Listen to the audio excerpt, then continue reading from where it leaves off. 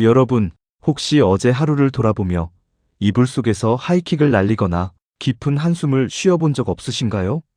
아, 그때 그 말을 하지 말았어야 했는데. 왜 나는 그 상황에서 그렇게밖에 행동하지 못했을까? 조금만 더 참을걸. 혹은 그때 더 과감하게 저질러 볼걸. 우리는 살아가면서 수만 가지의 선택을 하고 그 선택의 결과물인 후회라는 찌꺼기를 마음 한구석에 차곡차곡 쌓아둡니다. 나이가 들수록 이 후회의 창고는 점점 더 가득 차고 어느 순간부터는 과거의 기억이 현재의 나를 짓누르는 족쇄가 되기도 합니다. 만약 우리가 죽는 그 순간까지 단 하나의 후회도 남기지 않을 수 있는 완벽하고도 명확한 삶의 법칙이 있다면 어떨까요? 감정에 휘둘려서 실수하고 남들의 시선 때문에 원치 않는 선택을 하고 결과가 두려워 망설이다가 결국 껍데기만 남은 삶을 사는 것 말고 내 스스로가 납득할 수 있는 단단한 삶을 사는 방법 말입니다. 오늘 우리는 인류 역사상 가장 빈틈없이 생각했고 가장 철저하게 자신의 삶을 통제했던 한 남자, 임마누엘 칸트를 만나보려 합니다. 많은 분들이 칸트를 그저 딱딱하고 어려운 철학자로만 알고 계십니다. 매일 오후 3시 30분이면 어김없이 산책을 나와서 동네 사람들이 그를 보고 시계를 맞췄다는 일화 한 번쯤 들어보셨을 겁니다. 하지만 그가 그토록 기계처럼 규칙적인 삶을 살았던 이유는 결코 그가 재미없는 사람이어서가 아닙니다. 그는 누구보다 치열하게 고민했습니다. 도대체 인간은 어떻게 살아야 후회가 없는가? 무엇이 진짜 자유인가? 이 질문에 대한 답을 찾기 위해 그는 자신의 본능과 끊임없이 싸웠던 것입니다. 칸트가 우리에게 제안하는 후회 없는 삶의 비결은 생각보다 훨씬 더 구체적이고 때로는 뼈를 때릴 만큼 날카롭습니다. 오늘 우리는 칸트의 철학을 통해 흔들리는 인생을 바로잡아줄 4가지 핵심 원칙을 깊이 있게 파헤쳐 볼 것입니다. 첫째, 가짜 자유와 진짜 자유를 구분하는 법인 자율성의 원칙입니다. 둘째, 망설임 없는 선택을 가능하게 하는 마법의 주문, 정원 명령입니다. 셋째, 모든 인간관계의 갈등을 해결하는 열쇠, 인격주의입니다. 넷째, 결과에 대한 불안을 잠재우는 유일한 해독제, 선의지입니다. 본격적인 이야기에 앞서 잠시 칸트가 살았던 18세기의 퀘니스베르크로 가보겠습니다. 어느 흐린 날 오후, 칸트 교수가 평소와 다름없이 회색 코트를 입고 산책을 나섭니다. 그의 친구가 묻습니다. 자네는 매일 똑같은 시간에 똑같은 길을 걷는 것이 지겹지 않은가? 오늘은 비도 올 것 같은데 그냥 집에서 쉬면서 와인이나 한잔하는 게 어떻겠나? 그러자 칸트가 무표정한 얼굴로 하지만 단호하게 대답합니다. 몸이 편안함을 원한다고 해서 그것을 들어주는 것은 내 몸의 주인이 내가 아니라 날씨나 기분이라는 뜻이라네. 나는 내 자신이 명령한 것을 지킴으로써 비로소 자유를 느낀다네. 이 짧은 대화 속에 오늘 우리가 나눌 모든 지혜가 담겨 있습니다. 자, 이제 여러분의 삶을 송두리째 바꿔놓을 칸트의 4가지 원칙 속으로 함께 들어가 보겠습니다. 첫째, 하고 싶은 대로 하는 것이 자유가 아니라 스스로 세운 법칙을 따르는 것이 진정한 자유라는 자율성의 원칙입니다. 여러분은 지금 자유로우신가요? 퇴근하고 집에 와서 치킨을 시켜 먹고 소파에 누워 유튜브를 보다가 졸리면 자는 삶. 주말이면 늦잠을 자고 사고 싶은 물건이 있으면 카드를 긁는 삶. 우리는 보통 이런 것을 자유라고 생각합니다. 누구의 간섭도 받지 않고 내 욕구대로 행동하는 상태 말입니다. 하지만 칸트가 이 모습을 본다면 단호하게 고개를 저으며 이렇게 말할 것입니다. 그것은 자유가 아니라 당신의 욕망과 본능에 굴복한 노예 상태입니다. 정말 충격적인 말이 아닐 수 없습니다. 내 마음대로 하는 것이 노예라니요? 칸트의 논리는 이렇습니다. 배가 고파서 밥을 먹는 것, 피곤해서 자는 것, 화가 나서 소리를 지르는 것. 이런 행동들의 원인은 어디에 있나요? 바로 외부의 자극이나 신체의 본능에 있습니다. 배고픔이라는 자극이 오면 먹어야 하고 피곤함이라는 신호가 오면 자야 합니다. 이것은 내 이성이 스스로 선택한 것이 아니라 자연의 법칙이나 생물학적 욕구가 나에게 명령을 내린 것이고 나는 그 명령에 복종한 것에 불과합니다. 마치 짐승이 본능에 따라 움직이는 것과 다를 바가 없다는 것이죠. 칸트에게 있어서 진정한 자유란 이런 본능적인 경향성을 거스를 수 있는 능력을 말합니다. 이것을 그는 자율 오타너미라고 불렀습니다. 스스로자의 법률, 즉 자기 자신이 스스로 입법자가 되어 규칙을 세우고 그 규칙을 따르는 상태야말로 진짜 자유라는 것입니다. 현실적인 사례를 하나 들어보겠습니다. 새해 목표로 매일 아침 6시에 일어나서 독서를 하겠다고 결심한 어씨가 있습니다. 하지만 아침 6시 알람이 울리자 어씨의 몸은 천근만근 무겁습니다. 따뜻한 이불 밖으로 나가기가 너무 싫습니다. 이때 어씨의 머릿속에서는 두 가지 목소리가 싸웁니다. 하나는 조금만 더 자자, 피곤하잖아, 내일부터 하면 되라는 욕망의 목소리입니다. 이것을 칸트는 경향성이라고 부릅니다. 다른 하나는 아니야, 나는 6시에 일어나기로 나 자신과 약속했어라는 이성의 목소리입니다. 이것이 바로 의무입니다. 여기서 어씨가 욕망해져서 다시 잠든다면 그는 편안함을 얻었을지 몰라도 자유는 잃어버린 것입니다. 이불이라는 환경과 졸음이라는 생리적 현상의 노예가 된 것이니까요. 반대로 몸이 부서질 듯 피곤해도 이를 악물고 이불을 박차고 일어난다면 그는 자연의 법칙을 거스르고 자신이 세운 법칙을 지킨 것입니다. 칸트는 바로 이 순간 인간이 가장 위대해지고 가장 자유로워진다고 보았습니다. 우리가 인생을 살면서 후회하는 대부분의 순간들을 떠올려 보십시오. 그때 왜 후회를 합니까?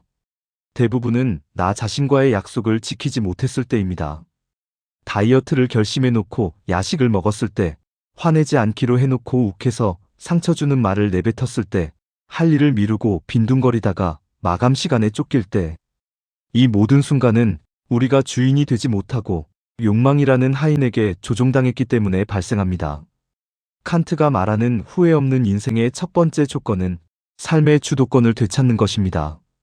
감정이 시키는 대로, 본능이 이끄는 대로 끌려다니는 삶은 마치 고장난 나침반을 들고 항해하는 것과 같습니다.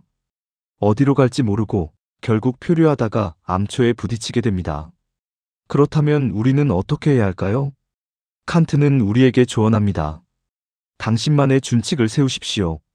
그리고 그 준칙에 목숨을 건 것처럼 복종하십시오. 거창한 것이 아니어도 좋습니다. 나는 어떤 상황에서도 거짓말을 하지 않겠다. 나는 하루의 시작을 반드시 정리정돈으로 하겠다. 나는 타인을 비난하는 말에 동조하지 않겠다. 이런 구체적인 삶의 원칙들을 세우는 것입니다. 중요한 것은 이 원칙을 기분이 내킬 때만 지키는 것이 아니라 기분과 상관없이 지키는 것입니다. 비가 오나 눈이 오나 매일 오후 3시 30분에 산책을 나갔던 칸트처럼 말입니다. 그 규칙성이 우리를 단단하게 만듭니다. 남들이 뭐라 하든 세상이 어떻게 변하든 내가 정한 원칙대로 하루를 살았다는 그 뿌듯함. 그것이 바로 자존감의 원천이며 후회를 남기지 않는 가장 강력한 방패가 됩니다. 여러분의 일상을 한번 점검해 보십시오. 지금 당신을 움직이는 것은 무엇입니까? 스마트폰 알림 소리인가요? 갑작스럽게 솟구치는 식욕인가요? 아니면 당신이 이성적으로 결정한 흔들리지 않는 원칙인가요? 진정한 자유는 하고 싶은 것을 하는 것이 아니라 해야 할 것을 해내는 힘에서 나옵니다. 이 힘을 기르는 순간 여러분은 더 이상 상황 탓, 남 탓을 하며 후회하는 나약한 존재가 아니라 자신의 운명을 스스로 조각하는 위대한 예술가가 될 것입니다. 둘째, 나의 행동이 모든 사람의 법칙이 되어도 좋은가 묻는 정원 명령의 원칙입니다. 우리가 살면서 가장 많이 하는 고민은 바로 선택의 문제입니다. 이 상황에서 어떻게 하는 게 옳을까? 이렇게 하면 나한테 이득일까? 손해일까? 우리는 늘 계산기를 두드립니다. 이익을 따지고 상황을 살피고 변명을 찾습니다. 그러다 보니 행동이 일관되지 않고 그때그때 달라집니다. 어떤 날은 친절했다가 어떤 날은 이기적이었다가 합니다. 그리고 나중에 돌이켜보며 그때 좀 더 정직했어야 했는데 하고 후회하죠. 칸트는 이런 우리에게 복잡한 인생을 한 방에 정리해줄 단 하나의 강력한 필터를 제시합니다. 그것이 바로 그 유명한 정원 명령 캐터가리컬 임페러티브입니다. 말이 좀 어렵게 들릴 수 있지만 핵심은 아주 간단합니다. 칸트는 이렇게 말했습니다. 내 의지의 준칙이 항상 동시에 보편적 입법의 원리가 될 수 있도록 행위하라. 이것을 우리가 이해하기 쉬운 말로 바꾸면 이렇습니다. 네가 지금 하려는 행동을 세상 모든 사람이 똑같이 해도 괜찮은가? 그렇다면 하고 아니라면 하지 마라. 아주 구체적인 사례를 들어보겠습니다. 여러분이 마트에서 물건을 계산했는데 점원이 실수를 해서 거스름 돈을 더 많이 주었습니다. 순간적으로 마음속에 갈등이 생깁니다. 돈을 더 줬네. 그냥 모른 척하고 가져갈까? 어차피 이 마트는 돈도 많이 벌 텐데 이 정도는 티도 안 날 거야. 그리고 이건 내가 훔친 것도 아니고 저 사람이 실수한 거잖아. 이런 생각이 듭니다. 이때 칸트의 정언 명령을 대입해 봅니다. 만약 이 세상 모든 사람이 거스름 돈을 더 받았을 때 모른 척하고 가져가는 것을 법으로 정한다면 어떻게 될까? 상상해 보십시오. 모든 사람이 서로의 실수를 이용하여 이득을 취하는 세상. 신뢰는 무너지고 누구도 안심하고 거래를 할 수 없을 것입니다. 은행에서도 식당에서도 서로가 서로를 의심하고 감시해야 할 것입니다. 그런 세상이 바람직한가요? 아니죠. 그렇다면 여러분의 그 행동은 도덕적으로 틀린 것입니다. 따라서 거스름 돈을 돌려줘야 합니다. 칸트는 도덕을 가언 명령과 정언 명령으로 구분했습니다. 가언 명령은 조건이 붙습니다. 사람들에게 칭찬받고 싶으면 정직해라. 감옥에 가기 싫으면 도둑질하지 마라. 사업에 성공하고 싶으면 신용을 지켜라. 우리는 대부분 이렇게 생각하며 삽니다. 결과가 좋으면 선한 것이고 결과가 나쁘면 악한 것이라고 생각하죠. 하지만 칸트는 이것은 진짜 도덕이 아니라고 말합니다. 이것은 그저 처세술일 뿐입니다. 만약 칭찬받을 필요가 없다면 정직하지 않아도 된다는 뜻이 되니까요. 감옥에 안 갈 자신만 있다면 도둑질을 해도 된다는 논리가 성립하니까요. 칸트가 말하는 정언 명령은 무조건적입니다. 그냥 정직해라. 그냥 돕나. 이유가 없습니다. 그것이 옳은 일이기 때문에 하는 것입니다. 우리가 인생을 살면서 찜찜함과 후회를 느끼는 이유는 대부분 우리가 예외를 두려고 하기 때문입니다. 남들은 안 돼도 나는 이번 한 번만 괜찮겠지. 상황이 어쩔 수 없었어. 다들 이렇게 사는데 뭐. 이런 자기 합리화가 쌓이고 쌓여서 나중에 큰 비리가 되고 돌이킬 수 없는 실수가 됩니다. 그리고 밤마다 이불 속에서 괴로워하게 되는 것이죠. 그때 그냥 정직하게 말할걸. 그때 비겁하게 피하지 말걸. 칸트의 이 원칙을 삶에 적용하면 인생이 놀랍도록 단순해집니다. 복잡하게 머리 굴릴 필요가 없어집니다. 누군가 나에게 곤란한 부탁을 했을 때 이걸 들어주면 나한테 뭐가 좋지? 를 따지는 대신 이런 부탁을 들어주는 것이 보편적으로 옳은가? 를 생각하면 답은 금방 나옵니다. 새치기를 할까 말까 고민될 때 모두가 새치기를 한다면? 이라고 물으면 즉시 행동을 멈출 수 있습니다. 특히나 인간관계에서 이 원칙은 빛을 발합니다. 우리는 종종 친구의 비밀을 다른 사람에게 말하고 싶은 유혹을 느낍니다. 너만 알고 있어라면서 말이죠. 이때 질문을 던져보십시오. 세상 모든 친구가 서로의 비밀을 다른 사람에게 떠벌리고 다니는 것이 법칙이 된다면 그런 세상에서는 우정이라는 것이 존재할 수 없을 것입니다. 그렇다면 나는 입을 다물어야 합니다. 이것이 칸트가 알려주는 후회 없는 삶의 비결입니다. 여러분의 행동 하나하나를 우주의 법칙처럼 생각하십시오.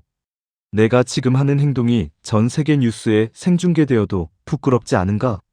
내 자식에게, 내 부모님에게 너도 나처럼 이렇게 살아라라고 당당하게 말할 수 있는가? 이 질문에 예라고 대답할 수 있는 행동만 하십시오. 그러면 여러분의 삶에는 숨길 것도, 부끄러울 것도, 후회할 것도 사라집니다. 투명한 유리처럼 속이 훤히 들여다 보이는 삶. 앞에서는 웃고 뒤에서는 딴짓하는 이중적인 모습이 아니라 혼자 있을 때나 남과 있을 때나 똑같은 일관성 있는 삶. 이런 삶을 사는 사람에게는 엄청난 카리스마와 권위가 생깁니다. 사람들은 본능적으로 압니다. 저 사람은 믿을 수 있는 사람이다. 저 사람은 겉과 속이 같은 사람이다.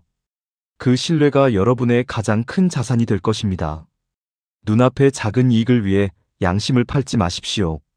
그 이익은 금방 사라지지만 팔아버린 양심은 평생 여러분을 따라다니며 괴롭힐 것입니다. 칸트는 말합니다. 하늘이 무너져도 정의를 세워라. 여러분이 세운 도덕적 원칙이 여러분을 지탱하는 가장 든든한 기둥임을 잊지 마십시오. 셋째, 사람을 수단이 아닌 목적으로 대하라는 인격주의의 원칙입니다. 현대 사회를 살아가면서 우리가 겪는 가장 큰 고통 중 하나는 바로 인간관계에서 오는 상처입니다. 내가 저 사람한테 어떻게 했는데 나한테 이럴 수 있어? 결국 필요할 때만 나를 찾는구나. 나는 저 사람에게 그저 이용당했을 뿐이구나. 이런 배신감과 허탈함 한 번쯤 느껴보셨을 겁니다.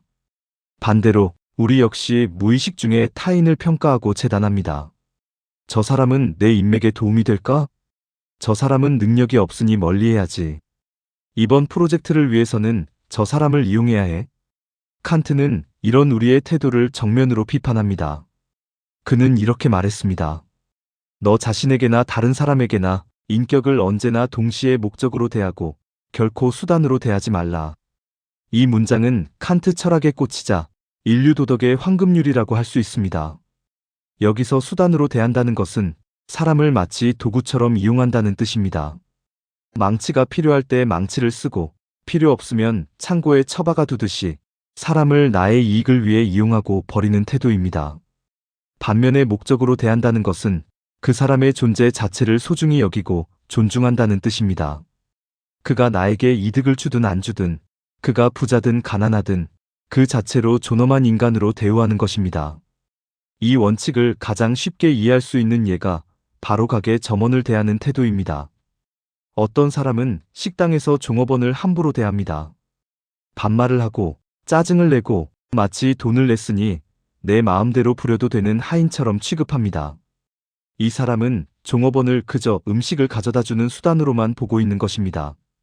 칸트가 볼 때 이런 행동은 가장 저열하고 비도덕적인 행위입니다. 왜냐하면 종업원 또한 이성을 가진 존엄한 인간이며 누군가의 소중한 가족이고 자신의 삶을 살아가는 주체이기 때문입니다. 반대로 어떤 사람은 계산을 하면서 따뜻하게 눈을 맞추고 감사합니다, 수고하세요라고 진심으로 인사합니다. 이것은 상대방을 나와 동등한 인격체, 즉 목적으로 대우하는 것입니다. 우리가 인간관계에서 후회하는 이유를 깊이 들여다보면 그 밑바닥에는 항상 도구와의 문제가 깔려 있습니다. 연인 관계에서도 마찬가지입니다. 상대방을 나의 외로움을 달래주는 도구, 나의 경제적 안정을 보장해주는 수단, 혹은 남들에게 과시하기 위한 액세서리로 생각한다면 그 관계는 결코 오래갈 수 없습니다. 상대방도 바보가 아니기 때문에 자신이 이용당하고 있다는 것을 본능적으로 느낍니다. 그러면 상대방도 나를 방어적으로 대하게 되고 결국 서로 계산기만 두드리다가 상처만 남기고 헤어지게 됩니다. 부모 자식 관계는 어떤가요? 혹시 자녀를 나의 못다한 꿈을 이뤄줄 대리인으로 생각하고 있지는 않나요? 다 너 잘되라고 하는 소리야라고 말하지만 사실은 내 자존심을 세우기 위해 아이를 닥달하고 있는 것은 아닌지 돌아봐야 합니다. 아이를 독립적인 인격체로 존중하는 것이 아니라 나의 소유물이나 수단으로 여기는 순간 가정의 평화는 깨지고 맙니다. 더 무서운 것은 우리 자신조차도 스스로를 수단으로 대할 때가 많다는 것입니다. 돈을 벌기 위해 건강을 해쳐가며 일하는 것, 남들에게 잘 보이기 위해 성형수술을 하거나 명품으로 치장하며 무리하는 것. 이것은 나라는 고귀한 존재를 돈이나 평판이라는 외부의 가치를 얻기 위한 도구로 전락시키는 행위입니다. 칸트는 말합니다. 스스로를 벌레로 만드는 사람은 나중에 짓밟혀도 불평할 자격이 없다. 정말 무서운 경고입니다. 내가 나를 존중하지 않고 도구 취급하는데 누가 나를 존중해 주겠습니까? 후회 없는 인간관계를 맺고 싶다면 오늘부터 만나는 모든 사람을 목적으로 대하십시오. 택배 기사님에게 물 한 잔을 건네는 마음, 엘리베이터에서 만난 이웃에게 먼저 인사하는 마음, 직장 동료의 실수에 비난 대신 격려를 보내는 마음. 이 모든 것이 사람을 목적으로 대하는 연습입니다. 이 사람을 통해 내가 무엇을 얻을 수 있을까? 라는 질문을 지우십시오. 대신 이 사람 자체로 얼마나 귀한가? 를 생각하십시오. 이익을 따지지 않는 순수한 관계, 조건 없는 존중. 이것이 쌓이면 여러분 주변에는 진짜 사람들만 남게 됩니다. 내가 잘 나갈 때만 붙어있던 파리떼 같은 사람들은 사라지고 내가 힘들 때 곁을 지켜줄 진정한 친구들이 남습니다. 그리고 무엇보다 여러분 자신을 아끼십시오. 당신은 돈을 벌기 위한 기계가 아닙니다. 당신은 남들의 기대에 맞춰 살아야 하는 인형이 아닙니다. 당신은 그 자체로 우주만큼 무겁고 소중한 존재입니다. 이 사실을 깨닫는 순간 남과 비교하며 괴로워하던 열등감은 사라지고 스스로를 갉아먹던 자책감도 눈 녹듯 사라질 것입니다. 사람을 사람으로 대접하는 것, 그것이 바로 품격 있는 인생의 시작입니다. 넷째, 결과가 아닌 동기에 집중하라는 선의지의 원칙입니다. 우리가 인생을 살면서 가장 많이 하는 후회 중 하나는 결과에 대한 것입니다. 아, 열심히 준비했는데 시험에 떨어졌어. 내 노력은 다 헛수고야. 좋은 의도로 도와줬는데 오히려 욕만 먹었어. 다시는 남을 돕나 봐라. 사업이 망했어. 내 인생은 실패작이야. 우리는 항상 눈에 보이는 성과, 숫자, 타인의 평가 같은 결과물로 우리의 행동을 판단합니다. 결과가 좋으면 성공한 인생이고 결과가 나쁘면 실패한 인생이라고 단정 짓습니다. 하지만 칸트는 이런 결과 지상주의에 강력한 반기를 듭니다. 그는 말합니다. 이 세상에서, 아니 이 세상 밖에서라도 무제한적으로 선하다고 볼 수 있는 것은 오직 선의지뿐이다. 선의지 구두윌. 이것은 어떤 대가나 결과를 바라서가 아니라 그것이 옳기 때문에 하려는 순수한 의지를 말합니다. 칸트는 결과란 우리의 통제 범위를 벗어난 영역이라고 보았습니다. 아무리 내가 완벽하게 준비해도 시험 당일 배탈이 나서 시험을 망칠 수 있습니다.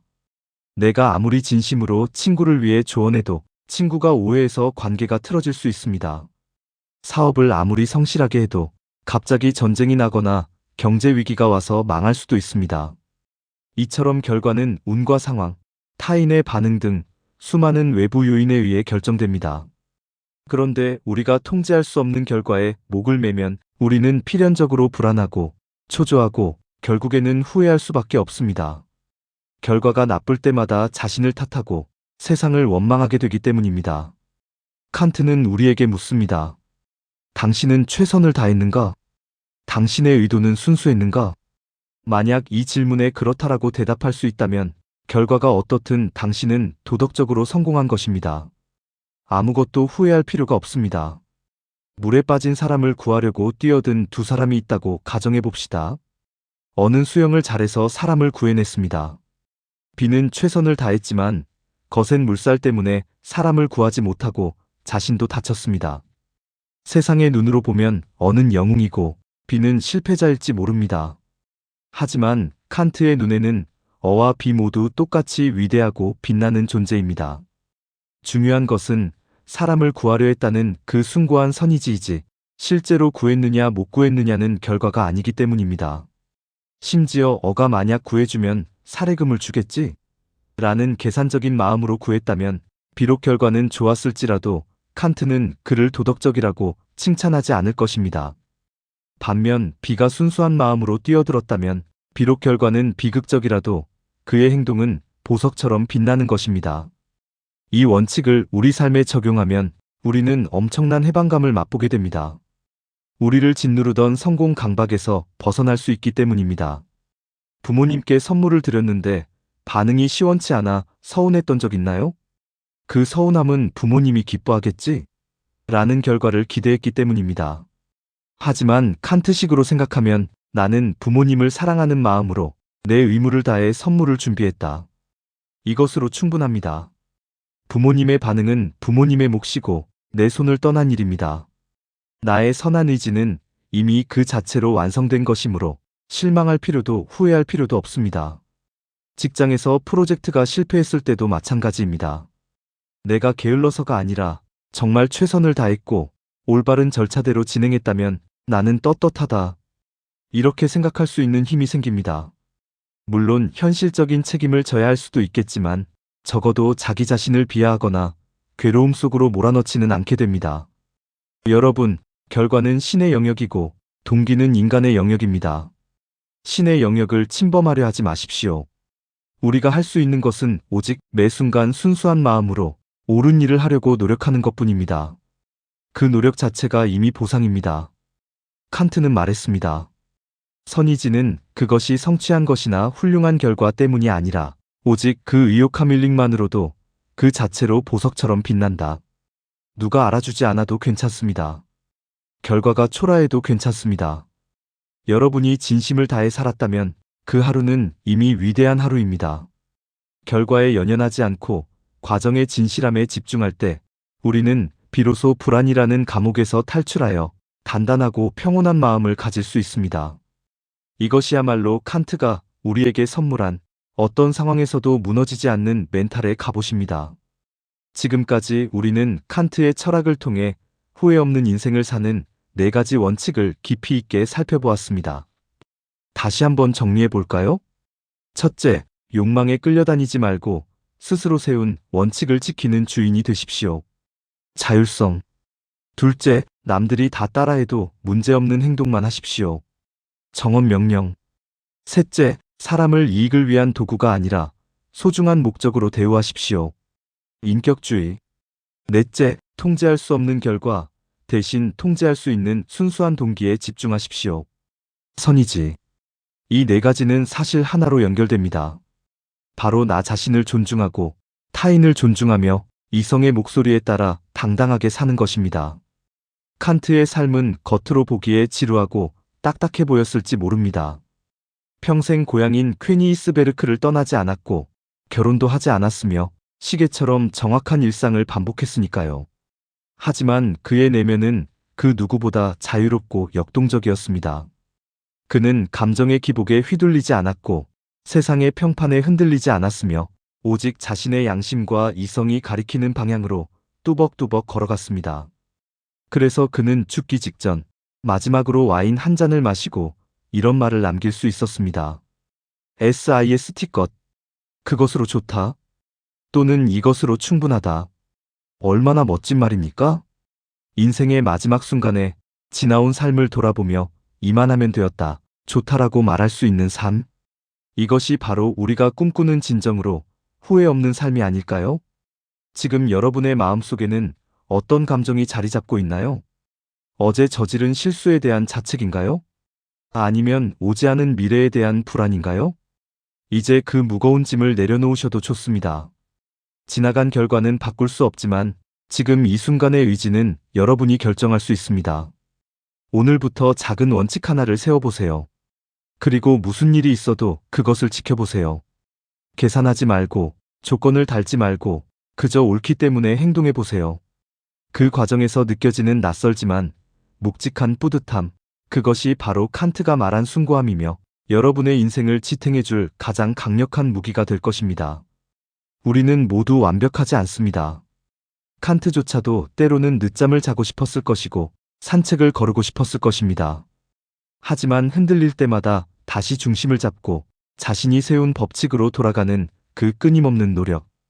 그 노력이 우리를 인간답게 만듭니다. 밤하늘에 빛나는 별이 길을 잃은 배에게 방향을 알려주듯 여러분의 마음속에도 빛나는 도덕적 법칙이 있습니다. 그 법칙을 믿고 따르십시오.